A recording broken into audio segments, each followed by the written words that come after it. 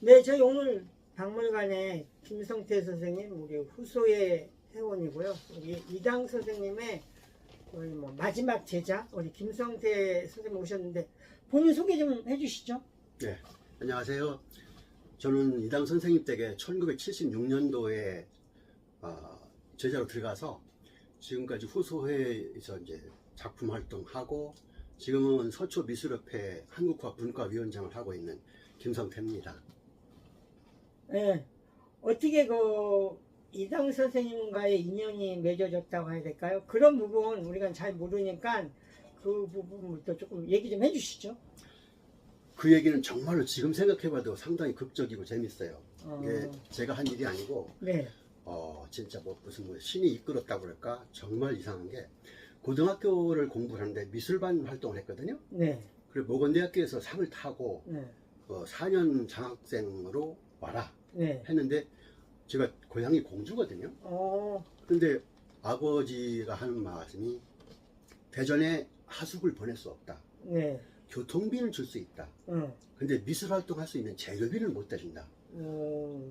왜냐면 제가 고등학교 갈 때도 네. 넌 대학교를 못 가는 줄 알아라 하고 어. 고등학교를 보내셨거든요.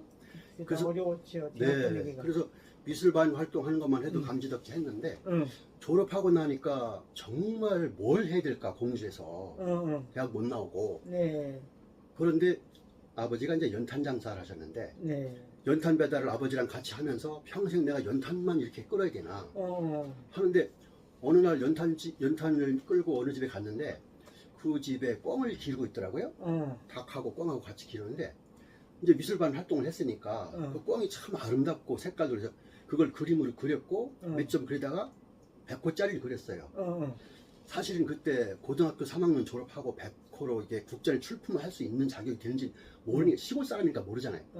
어쨌든 그렸는데 도중에 독서신문이라고 하는 그 잡지에 신문, 네, 이당 김은호 선생님의 특집 기사가 나왔는데 대단히 처음 뵙는 이름인데 내용이 굉장히 웅장한 거예요. 그래서 내가 동양화를 그리면서 이런 분한테 도움은 못 받지만 인사는 한번 드리고 그려야지 이런 당돌한 마음으로 제가 그리던 그림을 둘둘 싸가지고 한 5점 들고 와룡동을 찾아왔어요.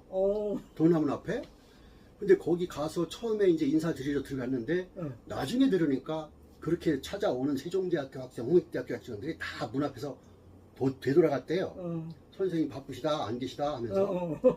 근데 그날 아무도 없고 선생님 혼자 계셨어요. 그러니까 선생님 직접 나와서 문을 열어주셨죠. 그래서 넙죽절하고 뭐 이렇게 자초지종 얘기 드렸더니 그림을 보시더니 지금 저 그림 가지고 어떻게 뭐 쓰겠다 말겠다는 내가 얘기 못하지만 계속 공부하면은 괜찮을 것 같다. 연락처를 남겨놓고 가라. 해서 몇 마디 이제 도움 말씀 듣고 연락처 남겨두고 했는데 한 달쯤 있다가 우편 엽서가 왔어요. 그때는 편지가 아니라 엽서가 많이 다녔잖아요. 그렇죠. 예. 여전히 그림 공부하고 싶은 생각이 있니? 그럼 한번 올라와 봐라. 그래 올라와서 선생님한테 말씀드리니까 그러면 너네가 형제도 6이고 네가 넷째라면 네가 없다고 해서 가정이 무너지는 것도 아니고 한번 부모님까지 말씀드리고 올라와라. 그래서 그날 가서 아버님한테 말씀드리고 그날 짐 싸가지고 짐이랄 게 뭐 있나요? 고등학교 졸업하고서 연탄 배달하던 친구가. 그래서 그때부터 이당 선생님 댁에서 살면서 계속 그림 공부를 하다가 나중에 이제 후소회 총무를 또 한 6년 동안 공모전 할 때 제가 총무를 했거든요. 그러니까 그 후소회 일할 때 막내니까 온복 김기청 선생님이나 뭐 여러 선배님들이 또 귀엽게 보셨겠죠. 쟁쟁하신 분들.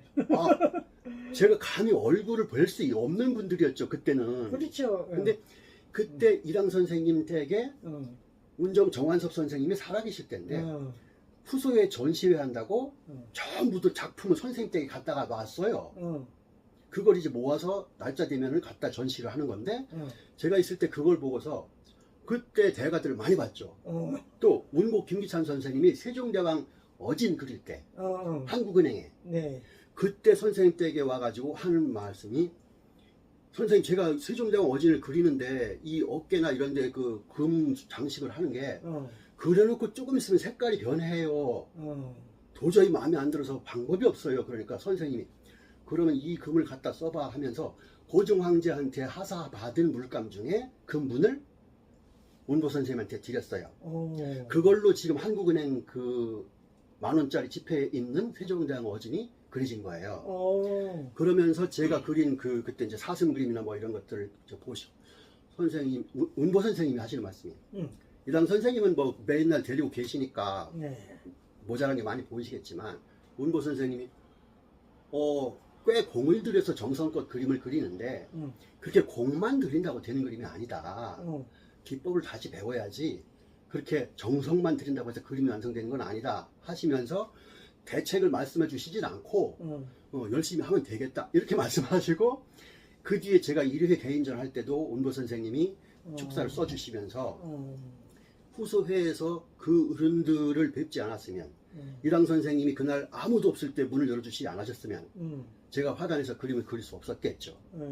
그래서 그것을 저는 이게 어떻게 인간의 힘으로 할 수 있는 힘이 아니고 내가 이쪽으로 하라는 계시인 것 같다 하면서 지금까지 이제 76년에 갔으니까 2년만 있으면 50년 되네요. 그러고 하면서 후수회전하고 또 이제 운보 선생님 제자들의 운사회 모임 총무하고 그리고 이제 지금은 서초 미술협회 한국과 문화위원장인데 저는 이제 미술협회 사무국장도 하고 또 그러면서 선생님 그 정신을 제대로 필 수 있을까?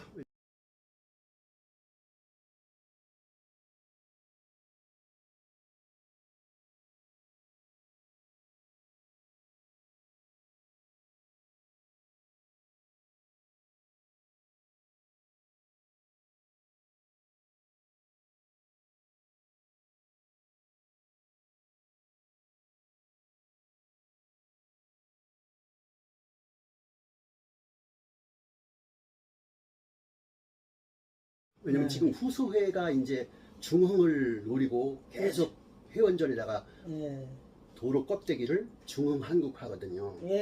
그럼 다들 느낀다는 얘기예요. 한국화가 지금 침체되어 있다는 걸 느끼니까 중흥으로 하잖아요. 근데 저는 선생님한테 배운 걸 제대로 이어받고 있는지 선생님은 여러 제자를 가르치셨지만 제자들이 그림이 다 선생님을 닮은 게 아니고 다 각자의 개성을 살려서 일가의 경지를 이루었잖아요.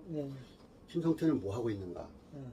너무 부끄럽고 지금 서초미술협회에서 일을 한다고 해도 일을 하는 거지 작가로서 대접받는 거나 이게 아니고 선생님의 이름에 오히려 누를 끼치는 상황이 돼가지고 이제 이 나이가 되고 보니까 50년대 가서도 똑같이 그렇게 핑계만 댈 수는 없잖아요.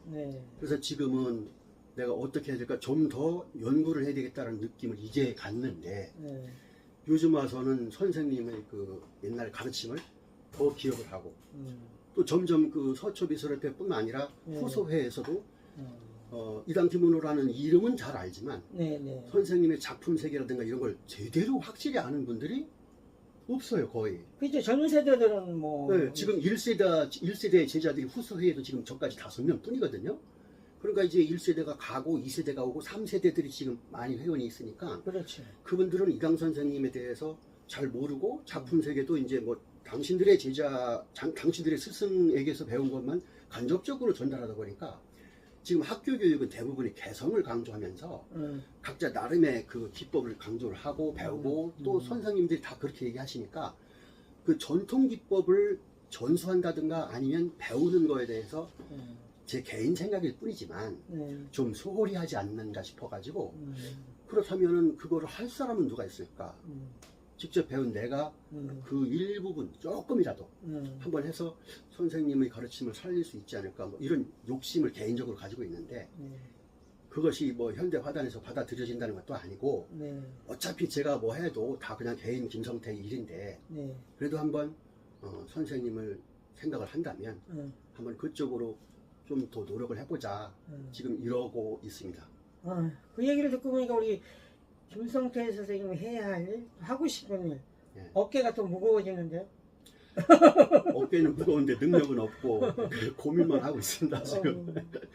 여러 가지로 선생님이 하신 그 업적을 사람들이 잊어버린다라는 게 점점 무섭고 또 선생님이 살아계실 때 이제 그 3.1 문화상, 또 서울시 문화상, 네네. 또 5.16 민족상, 대단한 그 예술원 활동하시면서 상을 타고 하셨는데, 네. 그분에 대해서 지금 후배들이 강요하는 거는 아닌데 본인들이 스스로 선생님을 잊어버리려고 하는 것이 조금씩 들어있는 게 보여서 그거는 아니지. 그거는 아니지. 최소한 후소 회원들은 선생님의 그 정신, 네네. 독립운동과 또 그 일제의 감시를 받으면서 일제시대에 작품 활동을 계속 하셨거든요. 왜냐면 3.1 독립운동 때 그 워낙 충격이 컸기 때문에 병고석으로 풀어내긴 했지만 그때 이제 3.1 독립운동 때 끌려 들어간 사람 중에서 심전 안중식 선생님은 옥사하셨고 감옥에서 서대문 형무소에서 옥사하셨고 네네. 그리고 이랑 선생님은 병으로 나오셨잖아요. 손병희 선생은 나오셔서 한 2년 있다가 못 견디고 돌아가셨고 그게 충격이 컸는데 네네. 그 안에서 이당 선생님은 27살 때 나오셨는데 28살 때 대조전 백학도를 그렸고 그리고 계속 일본 사람들이 감시하에 그 독립운동을 했으니까 병고석으로 나와도 감시의 대상. 요 시찰 인물이잖아요. 요 시찰 인물로 창덕궁에서 일 시킨 그때는 이제 이왕직이었죠. 네. 이왕직에서 지시하는 대로 대조전 벽화 그건 이제 화재로 소실되었던 건물을 다시 짓고 네. 벽화 장식을 새로 하면서 그리신 건데 선생님이 그거를 작품을 하실 동안에도 계속 그 일본 형사의 시찰이 계속 있었잖아요. 네. 종로경찰서에서 또 집도 가깝고 하니까 뭐 창덕궁이야 종로경찰서 그냥 관할이잖아요. 그래서 항상 선생님은 그거를 감시를 받으면서 작품 활동을 하셨는데 특히나 이제 40대 중반 이후에 36년도에 선생님이 만드신 그 후소회가 그야말로 이제 조선미술전람회가 20년도에 생기고서 21년도 이후에 일본 사람들이 위주로 되는 전시회였단 말이에요, 처음에는. 네. 근데 그것이 3.1운동을 겪어보니까 이게 무단 통치로는 잡을 수 없는 민족이다. 해서 문화 통치로 바꾸면서 이제 언론 통제도 좀 풀고 해서 동아일보 생기고 조선일보 생기고 뭐 그러면서 조선미술전람회라는 걸 그 사람들이 개최하면서 좀 우리도 너희들에게 민족 그 뭐라고 할까 문화도 좀 창달시키고 하면서 도와줄게 이런 명분으로 시작을 했잖아요. 네. 그럼에도 불구하고 심사위원이나 화가들이 일본 사람들 위주로 시작이 됐단 말이에요, 중심이. 그러니까 이당 선생님은 거기에서도 이제 일본 사람들과 경쟁에서도 큰 상을 타고 하면서 두각을 내셨지만 그래도 이 일본에 다녀오신 뒤로는 이렇게 계속 가다가는 우리 화단이 점점 일본화 되겠다라는 느낌. 그리고 서양화도 그렇고 동양화도 그렇고 일본에 유학을 주로 갔잖아요. 네. 일본 유학 갔다 온 사람들이 뭘 그리겠어요? 선진 미술을 받아왔으니까. 춘곡 고희동 선생이 일호 서양 유학파잖아요. 그분부터 해서 이 일본에 유학 갔다 온 분들은 전부 뭐 문인들도 마찬가지고 학자들도 마찬가지고 그 바람을 영향을 받을 수밖에 없는데 이러다가는 조선미술전람회뿐이 아니라 한국의 조선 화단이 다 일본화 되겠다 해서 제자들을 엄청나게 많이 가르치셨잖아요. 36년도에 후소회를 만들었는데 선생님은 서화미술에서 공부할 때 월사급이라는 걸 내는 제도에서 졸업을 하셨어요. 물론 선생님이 심전 선생님의 그 사랑으로 현금을 내신 건 별로 없지만 근데 이당 선생님은 36년도에 재료 사오지 마. 돈 내지 마. 묵을 데 없어? 우리 집에 와서 자. 저도 이제 그런 사람이잖아요. 선생님 댁에서 먹고 자고 하면서 선생님과 같이 생활했잖아요. 그런 식으로 36년 이후에 계속 한국 화단을 지키면서 제자들을 양성하셨는데 그 당시에 청정 이상범 선생님 화숙도 있었고 남쪽에는 이제 의제 허백년 선생님 화숙도 있었고 연진에 나중에 예, 연진에 있었는데 선생님은 중앙에서 그야말로 도화서에서 그 어진 그리시고 정통화법을 제대로 배우신 분이잖아요. 심전 소림 선생님한테 어진도 이제 배워가면서 그리시고 했는데 그 선생님이 제자들을 기르는 그 과정이 그 감시하에서 이루어졌단 말이에요. 거기서 이제 그 일당 김태신이라고 김일엽 스님의 아드님이 있는데 일당 김태신 선생님도 선생님 댁에 와서 그림 배우면서 당신이 이당 선생님한테 모아졌던 그 돈을 한용운 선생님한테 배달 역할을 했어요. 일단 김택신 선생이. 네. 그게 언제냐면 후소에 생긴 그 뒤에 네. 1937년, 38년, 39년 계속 갔는데 만해 선생 기념 송수첩이라는 게 뭐냐면 네. 만해 한용운 선생이 환갑잔치를 했는데 네. 그게 39년도 일이에요. 네. 그때 39년도에 만해 선생 송수첩을 만해 선생이 당신의 회갑날에 33인을 위주로 독립운동가들을 몰래 남몰래 일본 순사들 몰래 청량 그 사회 그 진짜 몰래 개인적으로 연락해가지고 18명을 초대를 해서 당신의 그 회갑잔치를 혼자서 몰래 하셨는데 거기에 이당 선생님이 그 당시에 46세였거든요. 그럼 잠깐만요. 이게 네. 이 선생님이 보내줘서 프린트를 뽑은 건데요. 이게 네. 지금 선생님 이야기하고 어떤 연관성이 있는 것 같은데 네네. 이 만해 선생 송수첩 이거에 대해서 잠깐 얘기를 해주시죠. 지금 이게 그 얘기인데요. 네. 손병희 선생님이 그야말로 이제 불교계 유일한 두 명밖에는 33인에 들어가지 않았잖아요. 네. 근데 손병희 선생님이 돌아가신 건 44년에 해방을 못 보고 돌아가셨는데 네. 이분이 주변에 이제 그 33인 중에서 여러 독립운동가들과 같이 교우하면서 그 유심이라고 하는 잡지도 발간하셨고 그 유심이라는 잡지가 폐간된 뒤에도 계속 문학 활동하시고 독립운동 활동을 계속 하셨어요. 네. 그러면서 불교계 개혁을 한다고 또 여러 가지 운동을 하셨는데 이분이 60세 환갑 때에 이당 선생님이 46세였어요. 근데 46세인데 그 당시에 모였던 사람들 중에 제일 나이가 어렸어요. 근데 만해 송수첩이라는 것은 만해 선생의 60세 환갑을 축하하는 그림 그 시화첩이거든요. 네.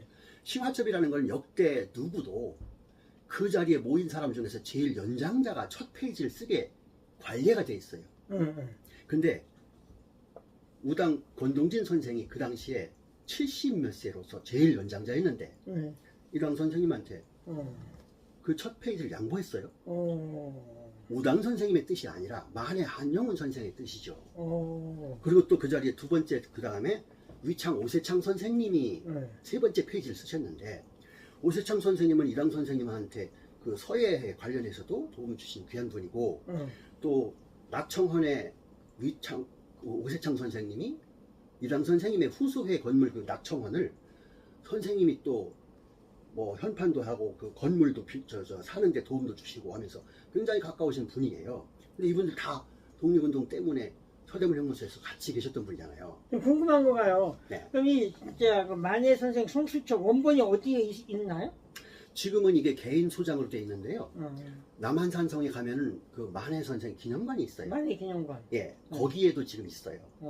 그리고 지난번에는 신무장에서도 제가 봤는데 신무장은 그거는 빌려다가 전시를 한 거라서 지금은 없고 남한산성 만해 기념관에 있더라고요. 근데 이것이 이제 영인본이 나와가지고 여기저기 있다고 하는데 네네. 제가 아직 그 원본을 확보를 못했어요.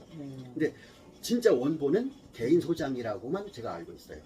그럼 지금 만해 기념관의 그 정보사문 관장인데 그럼 거기에 있는 거는 원본인가요? 아니면 영인본인가요? 그것도 제가 볼 때는 영인본인 것 같아요.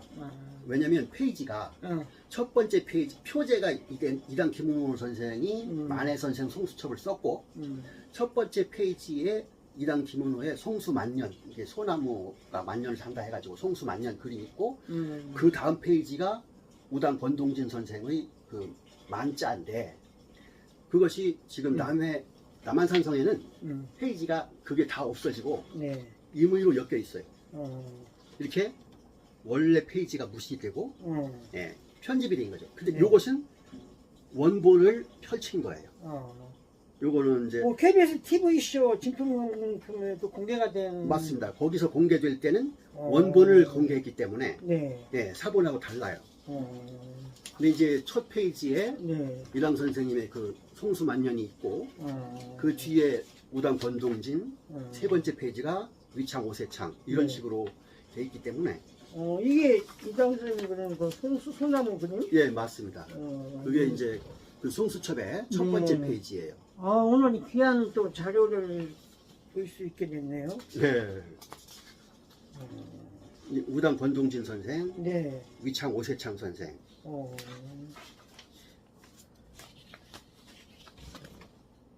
우리 김 선생님이 우리 뭐 이당 선생하고 관련된 아니면 후소회하고 관련된 추가로 이야기하고 싶은 점 있으면 오늘 네. 마지막으로 네. 오늘 이야기를 하면서 오늘 마무리 짓죠. 네네네. 제가 이당 선생님 댁에 갈 때 네. 그 100호짜리 그림을 그린 게 이거예요. 근데 꽁 그림 그렸다는 거요? 네, 고등학교 3학년 졸업하고 연탄 배달하면서 네. 우리는 초가 2칸짜리 집에서 8식구가 살았거든요. 네.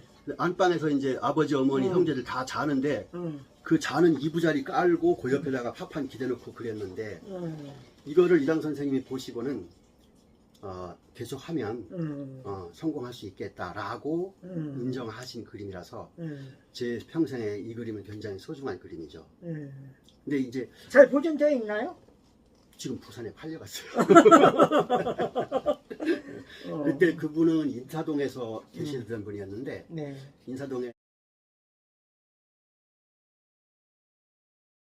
계실 때 제가 이제 군대 갔다 오고 어쩌고 하면서 보관하기가 힘들잖아요. 네. 네. 그러다가 군대 갔다 올 때까지는 이게 두루마리고 있었는데 군대 갔다 와서 액자로 꾸며놨는데 역시 제가 이제 그때 힘들게 살 때니까 그때 그분에게 팔아서 그분이 이제 부산으로 이사를 가시면서 언제든지 김 선생이 연락하면 돌려줄게 그러면서 가져가셨는데 네, 지금까지 연락은 잘 안 되고 있죠. 근데 어쨌든 이 그림을 제가 그 선생님한테 인정을 받았던 것은 첫째도 그림의 정성을 들이고 있구나. 그리고 자기 마음대로 뭘 하려고 한 게 아니고 그 스승들의 가르침이 직접 있진 않았지만 선배들의 그 역대 선현들의 그림을 봐가면서 그 필치나 이런 것들을 살리고 하는 그것을 선생님이 이쁘게 보셨다 하더라고요.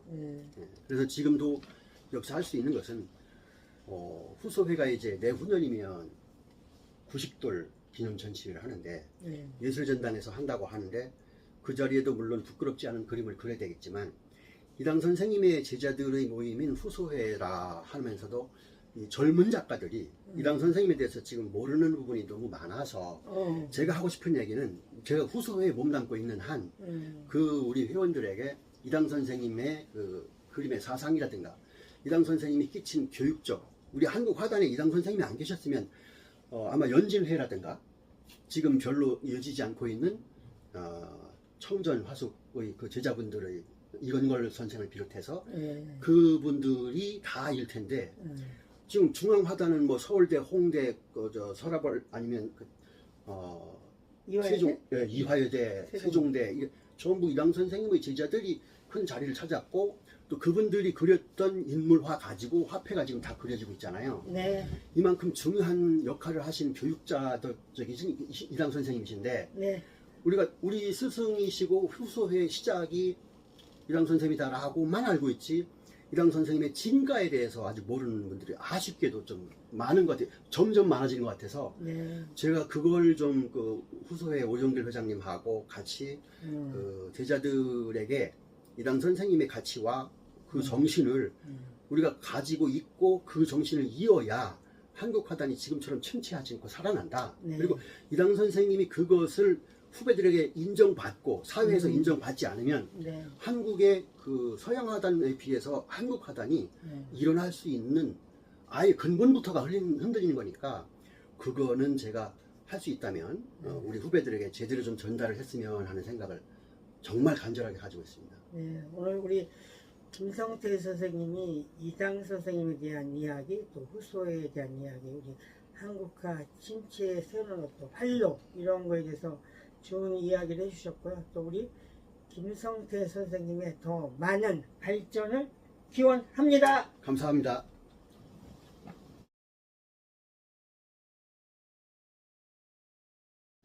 네, 오늘 저희 박물관에 이당 김은욱 기념사업회에 우리 지금 하정훈 사무처장님 와서 잠깐 이야기 나눠보도록 하죠. 하정원 사무처장님. 네, 반갑습니다. 반갑습니다. 네, 본인 소개 좀 해주시죠. 안녕하세요. 저는 아름다운 한국화라는 이름으로 외국에서 전시도 하고 공연도 하고 있는 우리나라 아름다운 문화를 세계에 알리고 하는 일을 하고 있고요. 네. 거기에 중심에는 이단 김은호 선생님의 작품이 네. 있고 네. 이단 선생님의 제자들의 그 훌륭한 한국화를 세계에 알리는 일을 네. 몇 해 전부터 시작을 해서 지금 열심히 하고 있습니다. 네, 우리 이당 김은호 기념사업회 언제부터 일이 시작이 됐었죠? 제가 이단 김은호 선생님 일을 본격적으로 시작한 건 한 5년 정도 됐고요. 네. 예, 그리고 이제 너무 그 역사적으로 네. 업적도 많으시고 네. 작품이 너무 훌륭한 작품들이 많아서 네. 조금씩 공부하고 네. 그리고 이제 그 제자분들에 대한 공부도 하고 하면서 네. 지금도 계속 이제 자료도 수집하고 네. 공부하고 네. 그렇게 이제 진행을 하고 있습니다.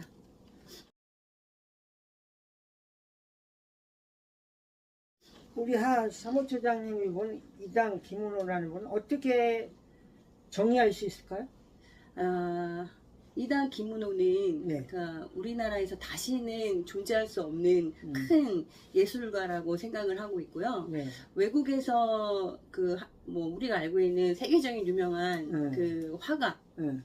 화가 있잖아요. 네. 그 우리나라에도 그 못지않은 음. 그 대가라고 저는 생각을 하고요. 네. 21살의 나이에 그 음. 어진화사가 되신 이단 김문호야말로 제가 생각할 때는 아직 우리한테 잊혀져 있고 그리고 이제 언론에 밝혀지지 않은 그 한 20년 정도에 우리한테 밝혀지지 않았던 이단 김문호야말로 우리의 엄청난 네. 그 문화 자산이고 네. 그리고 우리가 이제 앞으로 이거를 알고 네. 그리고 아는 만큼 저희가 큰 자부심을 느낄 수 있지 않을까 저는 확신합니다. 네. 예. 아니 오늘 뭐 짧지만 우리 하 처장님의 얘기를 들으니까 어떤 그 자신감과 또 앞으로 해야 할 연구 과제 이런 네. 걸 많이 파악하고 계신 것 같은데요. 네. 앞으로 구체적으로 우리 기념사업회의 어떤 방향, 네. 계획 거기에 대해서 좀 더 추가로 이야기해 주시죠. 네.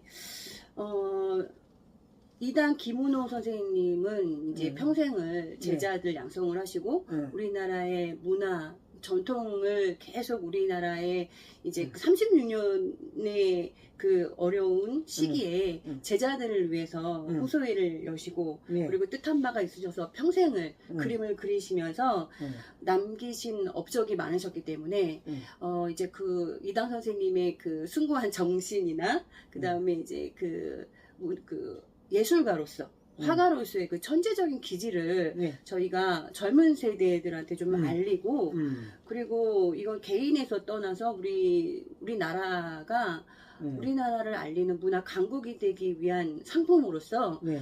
학술적인 연구가 좀 필요할 거라고 생각을 하고 아직 미술관도 없고 그리고 이당 선생님에 대한 그 우리가 작품을 감상할 수 있는 기회도 많지 않았기 때문에 그런 기회들이 많아지고 젊은 세대들이 근대가 될 때에 우리 이당 선생님의 그 작품을 마음껏 이렇게 감상하고 즐길 수 있고 그리고 공부할 수 있는 기회가 많이 생길 수 있도록 열심히 제가 하려고 합니다. 네, 한마디로 우리의 문화유산 네. 또 순거에 받들어서 네. 우리 또 후손들에게 네. 남겨줘야 될 그런 또 막중한 사명을 우리 허 네. 처장님이 가지고 계십니다. 앞으로 네, 네, 네. 화이팅! 네, 화이팅입니다. 열심히 네, 하겠습니다. 반갑습니다. 네, 감사합니다.